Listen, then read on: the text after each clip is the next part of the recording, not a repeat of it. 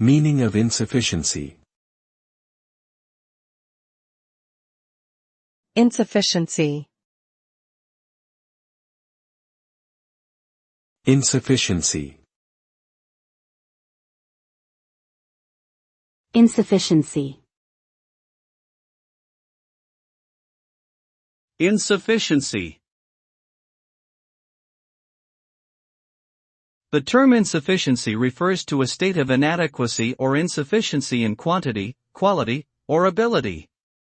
It can apply to a wide range of contexts, including resources, knowledge, skills, or physical capabilities.